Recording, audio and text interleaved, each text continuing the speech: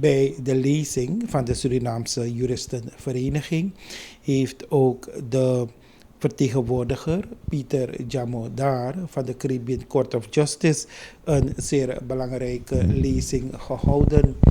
Hij heeft het erover gehad dat mocht Suriname binnenkort de keuze maken voor wat betreft toetreding tot de Caribbean Court of Justice en wanneer Suriname toch wel veranderingen wenst te brengen aan haar rechterlijke macht en het Openbaar Ministerie, zijn er 4 belangrijke lenzen, 4 belangrijke pijlers waar er sowieso rekening mee gehouden zal moeten worden. Dat is er dan integriteit, duurzaam, transparant en responsibility en accessibility. In de volgende lezing geeft hij dan ook aan waarom deze 4 lenzen, waarom deze 4 pijlers zeer belangrijk zijn en waarom zij vooral in acht dienen worden genomen. Wij voeren u naar Pieter Jamadar van de Caribbean Court of Justice bij de lezing van de Surinaamse Juristenvereniging. I want to begin a little philosophically and to share a quotation from the 1960s by Anais Nin, who wrote a book called The Seduction of the Minotaur. And she writes, "We don't see things as they are. We see things as we are." I want you to pause and just pay attention to that. We don't see things as they are, but we see things as we are. Trying to see things as they really are is critical, yet sometimes difficult. But in your deliberations tonight and in the weeks and months ahead, seeing clearly is very, very important. Yesterday I was at the Congress on the modernization of the judiciary, and it was a wonderful experience of democracy in action, as is today's event. You know the focus was specifically on 2 areas: the establishment of the 3rd instance and on reform of the public prosecution services. But as Mr. Mendes has shared with us, there's a greater range. Changes to the preamble for the Maroons, other adjustments to the Constitution. What is at stake are constitutional and supporting legislative reforms that can change the legal order in Suriname for generations, with significant implications for the rule of law, good governance, and socio-political and economic development. Now that last category is sometimes overlooked, but the changes that you are contemplating are going to sound not just in Suriname and in the region, but in a wider sphere, in fact, in the international community. We all know that legislative reforms are nothing extraordinary, but some can be of extraordinary significance, and these fall into that category. So how can we see more clearly? What lenses can we use to see in ways that can help us choose and decide meaningfully? So what I want to do is offer 4 overarching considerations that can inform your seeing and the choices that you make. So Mr. Mendes went into great detail about what was there in the earlier constitutions, the fact that the Constitution is a bit of a relic, and adding bits and pieces on may not be the best thing.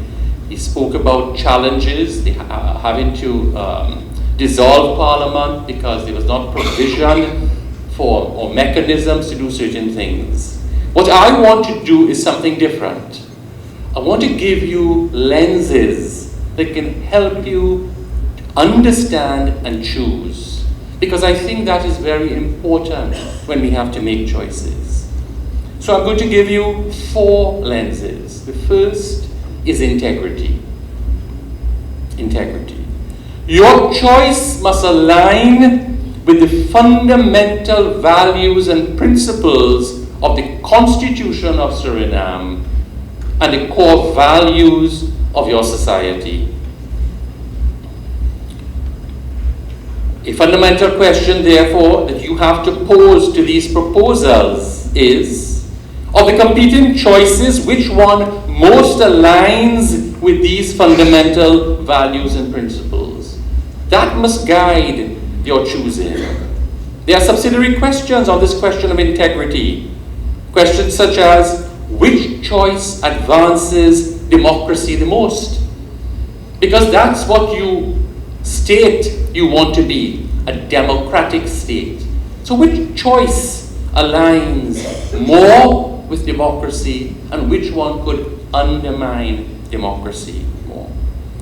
Which choice restrains undue governmental and other interferences the most? Which choice facilitates more governmental interference? Which choice negates arbitrariness, bias, and unfairness? And which choices allow for more impartiality and fairness? In relation to societal values, Hugo spoke about a sense of national pride, a desire to become self-actualized as a people. Well, which of these choices will advance the values you hold dearly as a people and aspire to? What kinds of freedom do you imagine? What kinds of participation? What kinds of other meaningful values will these options deliver? A big value in the Constitution is the balance between the organs of power and of government. There is an international document called the Latimer House Principles. And that document as an international bench standard that you have 3 basic arms of government: executive, legislature, and the judiciary. And that they must have a certain amount of autonomy and independence. But of all, the most vital in a developing democracy is the judicial arm. Why? The cliche is the judiciary is the guardian of democracy. Why is that so? In small states, whether island or continental, you are a continental state. Often the executive overlaps disproportionately in the legislature. Is that so? So what it means is, in the theory, the legislature is supposed to be holding the executive to account. Now you may read in other countries where there are things like backbenchers and people in the old parties who say to their own cabinet, no, you cannot do this, we will not vote to support you. That is a rare thing in our Caribbean states. So what does that mean? We have a theory of an executive, a theory of a legislature, and we have a theory of a judiciary. But if the executive and the legislature, in other words, if the executive will always manifest in the legislature, and the legislature cannot hold the executive to account, then who are you going to depend on to preserve your democracy?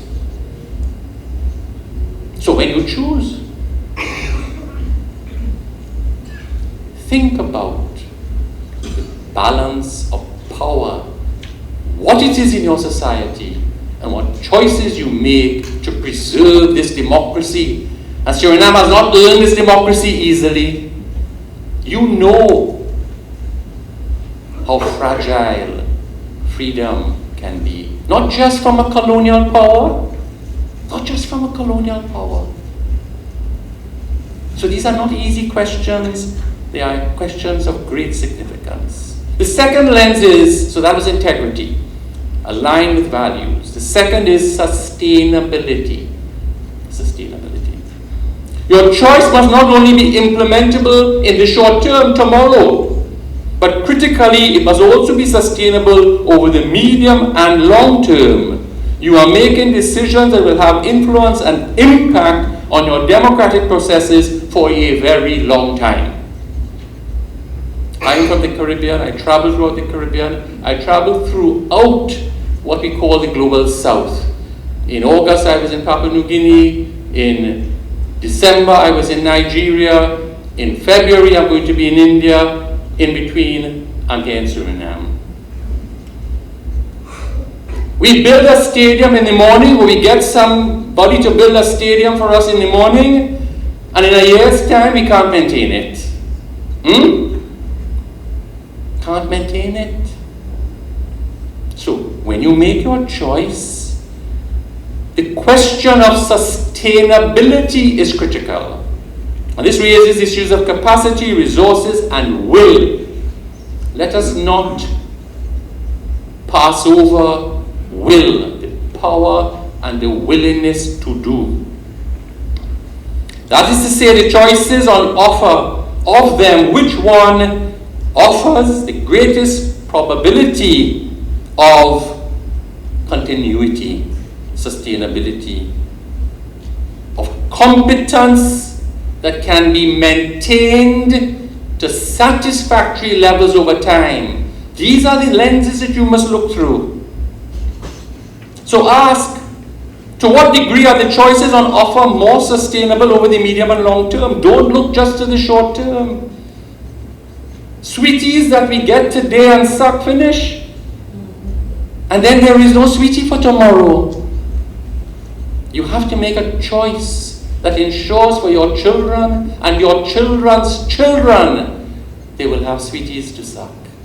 And the sweetie that they must suck is the sweetie of democracy, of freedom, and protection from disproportionate state intervention in the lives of people.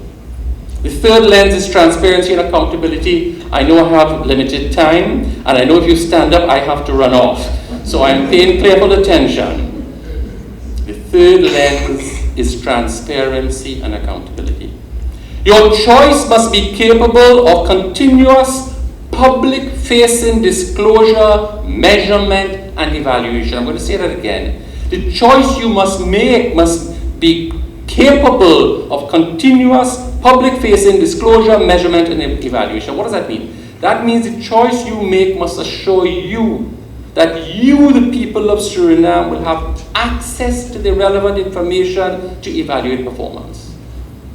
If you don't have access, secrecy is the anathema of democracy.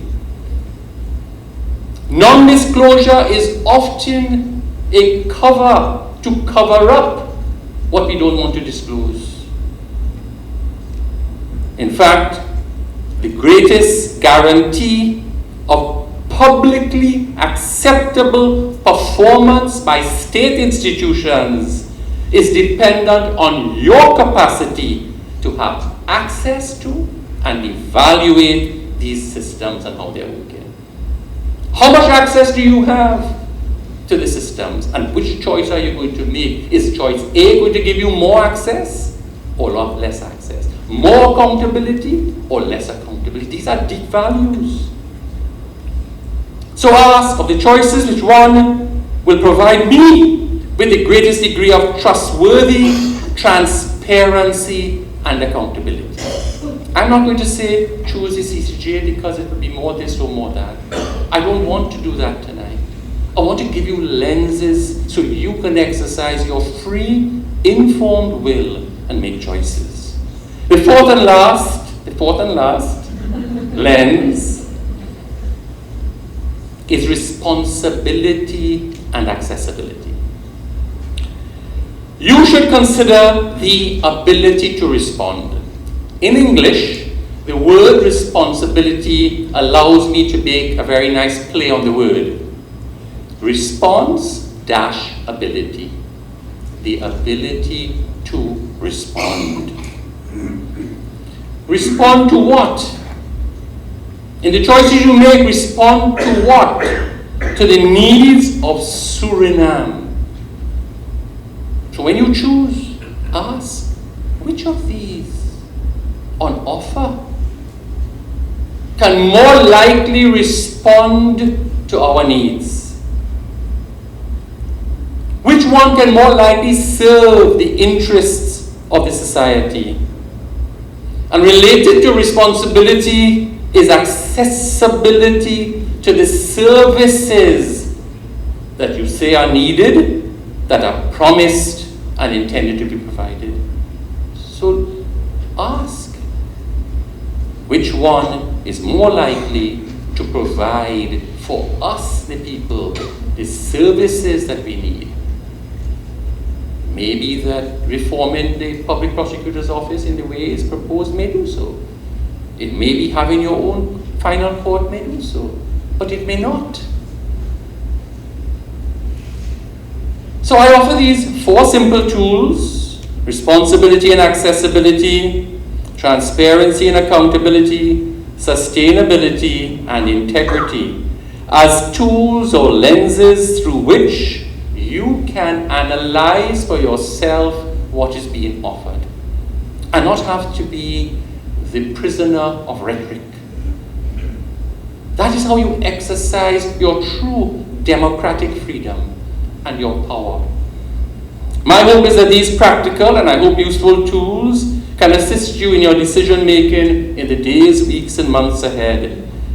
It is my hope that as Suriname contemplates how it can deepen its democratic processes, it continues to grow